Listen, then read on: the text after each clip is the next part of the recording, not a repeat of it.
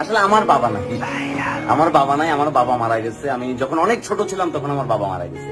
বাবার ভালোবাসাটা কি জিনিস ওটা বুঝিবার আগেই আমার বাবা কিন্তু আল্লাহর কাছে পাড়ি জমাইছে। আমার আশপাশে যখন কোনো বন্ধু দেখি তার বাবার সাথে কথা বলতেছে, আমার মনটা খুব ছোট হয়ে যায়। আমার পাশে যখন দেখি যে কোনো বন্ধু তার বাবারে ফোন করি, বাবার খোঁজ খবর নিতেছে, আমার মনটা তখন খুব খারাপ হয়ে যায়।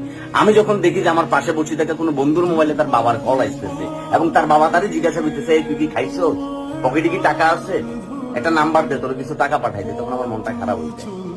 অথচ এই বাবারা হচ্ছে একজন নীরব যোদ্ধা। এই বাবারা নীরবে নিবৃতে চুপচাপ আপনার জন্য যুদ্ধ করে দেখছে। প্রত্যেকটা ঈদ আসবার আগে এই বাবাগুলোর জুতার ক্ষয় কতবার যে হয়েছে সেই গল্প কিন্তু আমরা জানি না। এই বাবা কিন্তু ঘামে ভেজা শার্ট লই আপনার জন্য আপনার সবচেয়ে পছন্দের জিনিসটা বাসায় নিয়ে আসছে। আপনি বায়না করছেন যে আপনার সাইকেল লাগবে স্কুলে, আপনি বায়না করছেন আপনার মোবাইল লাগবে, আপনি বায়না করছেন আপনার কম্পিউটার লাগবে, আপনি বায়না করছেন